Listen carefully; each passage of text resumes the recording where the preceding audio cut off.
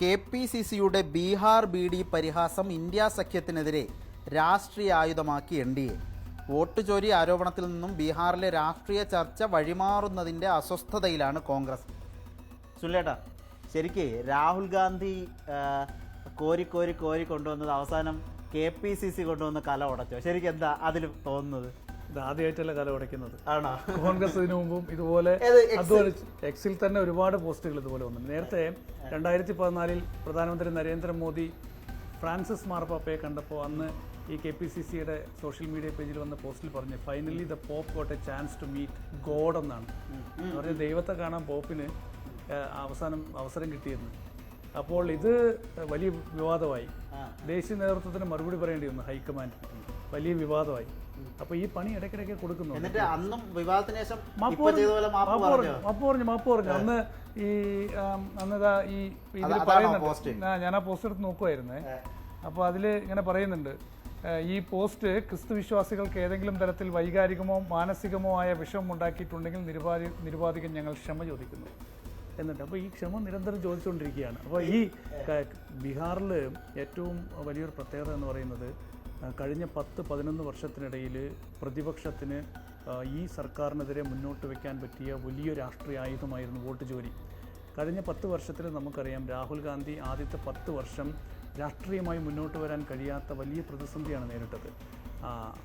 പ്രതിപക്ഷ നേതാവായ ശേഷം, പ്രത്യേകിച്ച് 2024 ലോക്സഭാ തെരഞ്ഞെടുപ്പിന് ശേഷമാണ് കോൺഗ്രസിന് ജീവൻ വെക്കുന്നത്, പ്രതിപക്ഷ പാർട്ടികൾ ജീവൻ നമുക്ക് നമ്മുടെ രാഹുൽ ഗാന്ധി രാജ്യം മുഴുവൻ നടന്നല്ലോ, മറ്റേ നമ്മുടെ ഭാരത് ജോഡോ യാത്രയുമായി. ബീഹാറിൽ ശരിക്കും ഞാൻ പോയതാണല്ലോ ബീഹാറിലെ വോട്ടർ അധികാർ യാത്ര.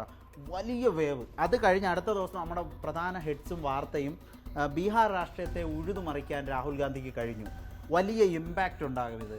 അതായത് ബീഹാർ നിയമസഭാ തെരഞ്ഞെടുപ്പിൻ്റെ രാഷ്ട്രീയ പ്രചരണത്തിൻ്റെ വിഷയം നിശ്ചയിക്കാൻ ഇന്ത്യ സഖ്യത്തിന് കഴിഞ്ഞു എന്നൊക്കെയാണ്. പക്ഷേ ഇതിപ്പോൾ എവിടെ എത്തി? അതാണ് ഇത് നോക്കൂ, ഇതിപ്പോൾ പ്രതിരോധത്തിലായി, കോൺഗ്രസ് പ്രതിരോധത്തിലായി. കാരണം കോൺഗ്രസിന് മറുപടി പറഞ്ഞേ പറ്റൂ. ഈ വോട്ടർ അധികാർ യാത്ര സസറാമിൽ നിന്ന് തുടങ്ങിയതിന് ശേഷം കേന്ദ്ര സർക്കാരിന് അക്കാര്യത്തിലൊന്നും പറയാനില്ലായിരുന്നു. പ്രധാനമന്ത്രി ഒരു മറുപടി പോലും ആ വിഷയത്തിൽ പറഞ്ഞിട്ടില്ല.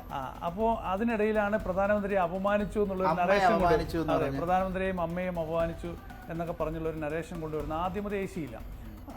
അതിലിപ്പോൾ ബന്ദ് നടത്തിയെങ്കിൽ പോലും അതൊന്നും അങ്ങനെ ക്ലിക്ക് ചെയ്തിട്ടൊന്നുമില്ല. ഇത് ക്ലിക്ക് ചെയ്യും. ഇത് ക്ലിക്ക് ചെയ്യുന്ന പറഞ്ഞാൽ ബീഹാറിനെ ആകെ അപമാനിച്ചു എന്നുള്ള തരത്തിലാണ്. പണ്ട് ഓർമ്മയില്ല, കേരളത്തിൽ വന്ന് നരേന്ദ്രമോദി പറഞ്ഞില്ലേ, സൊമാലിയെ പോലെയാണ് കേരളം.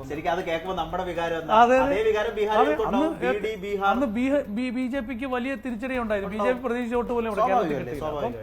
അങ്ങനെ ഈ ഒരു സംസ്ഥാനത്തെ ആകെ അപമാനിക്കുന്ന തരത്തിലേക്ക് ഇതിനെ മാറ്റിയെടുക്കാൻ രാഷ്ട്രീയമായി BJPക്ക് വളരെ ഈസിയായി സാധിക്കും. അതിന് വലിയ മെഷീനറി BJPക്ക് നല്ല പണിയാണ് കൊടുത്തത്. പക്ഷേ ആ പോസ്റ്റ് രസകരമാണ്. അതെ, B4 BD, B4 ബീഹാർ, അതിബുദ്ധിയായി പോയി ഉറപ്പായിട്ടും. അതിൽ മറ്റേ മാർപ്പാപ്പയുടെ കാര്യത്തിലും നേരത്തെ പറഞ്ഞിട്ടുള്ളത്.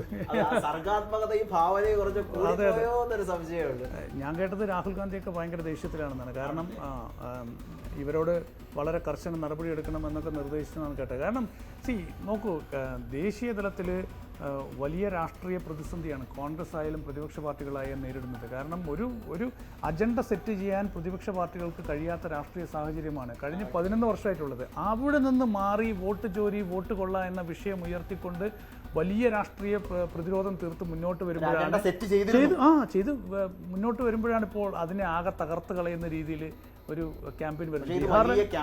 ആക്കാം.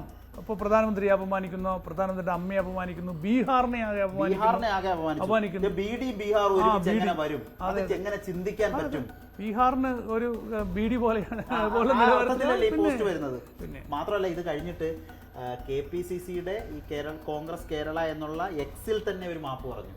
അത് കഴിഞ്ഞ് KPCC അധ്യക്ഷൻ പിഴവ് പറ്റിയെന്ന് പറയുന്നു. കടുത്ത ഹൈക്കമാൻഡ് നിർദ്ദേശം VT ബൽറാം തെറിക്കുന്നത്. അതെ, VT ബൽറാം മാറി നിൽക്കുന്ന കേൾക്കുന്നത്. കാരണം ഹൈക്കമാൻഡ് പറഞ്ഞിട്ടുണ്ട്, കാരണം ഇത് ശക്തമായ നടപടി എടുക്കേണ്ട കാര്യമാണ് എന്ന്. കാരണം നോക്കൂ, 2 മാസത്തിനപ്പുറം ബീഹാറിൽ ഇലക്ഷന് പോവാണ്. തേജസ്വി യാദവ് പറഞ്ഞിട്ടുണ്ട്, കോൺഗ്രസ് മാപ്പ് പറയണം. കാരണം RJD തേജസ്വി പരസ്യമായി ഇത്രയും ഒരുമിച്ച് ചേർച്ചയോടെ നിൽക്കുമ്പോൾ പറഞ്ഞെങ്കിൽ അതിന്റെ ഒരു ഇമ്പാക്ട് എന്താകുമെന്ന് തേജസ്വിക്ക് അറിയാം.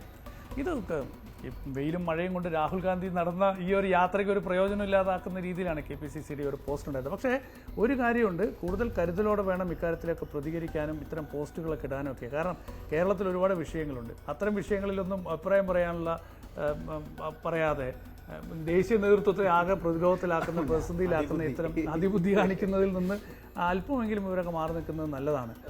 അതുകൊണ്ട് എനിക്ക് തോന്നുന്നു രാഹുൽ ഗാന്ധിയൊക്കെ വളരെ ശക്തമായി തന്നെ ഈ വിഷയത്തിൽ നടപടിയെടുക്കണമെന്ന് ആവശ്യപ്പെട്ടിട്ടുണ്ട്. അതിൻ്റെ അടിസ്ഥാനത്തിലാകാം നേരത്തെ പറഞ്ഞ പോലെ VT ബൽറാം പോകുന്നത്. ബീഹാറിലേക്ക് ഇനി വലിയൊരു ക്യാമ്പയിനായിട്ട് ഇന്ത്യ സഖ്യത്തിന് പോകേണ്ടതാണ്. ഇപ്പോൾ അതാ ഈ ഒരുപക്ഷെ ഈ സെപ്റ്റംബർ അവസാനത്തോടുകൂടി ബീഹാറിൽ ഇലക്ഷൻ പ്രഖ്യാപിക്കാൻ പോകണം. അപ്പോൾ നമുക്ക് അറിയാലോ, JDU BJPയുടെ ഒരു നീക്കം അറിയാം, വളരെ സ്ട്രോങ് ആണ്. അവർ നേരത്തെ തന്നെ അവിടെ ക്യാമ്പയിൻ തുടങ്ങി. മോദി പോയി അവിടെ വലിയ പ്രോജക്റ്റുകൾ അനൗൺസ് ചെയ്തു. ഇനി വരാൻ പോകുന്നത് വലിയ രാഷ്ട്രീയ യുദ്ധമാണ് ബീഹാറിൽ. അതിനിടയിലാണ് അടിക്കാൻ വടി നേരെ അങ്ങോട്ട് കൊടുക്കുന്നത്. ഏതായാലും രാഹുൽ ഗാന്ധിക്കെതിരെ അടിക്കാൻ BJPയുടെ കയ്യിൽ ഒരു വടി KPCC ആയിട്ട് കൊണ്ട് കൊടുത്തു, ഇങ്ങനെ അങ്ങോട്ട് സംഭാവന കൊടുത്തു എന്നുള്ളതാണ് ഈ വിവാദത്തിലെ നമ്മൾ ആകെ തുകയായി മനസ്സിലാക്കുന്നത്.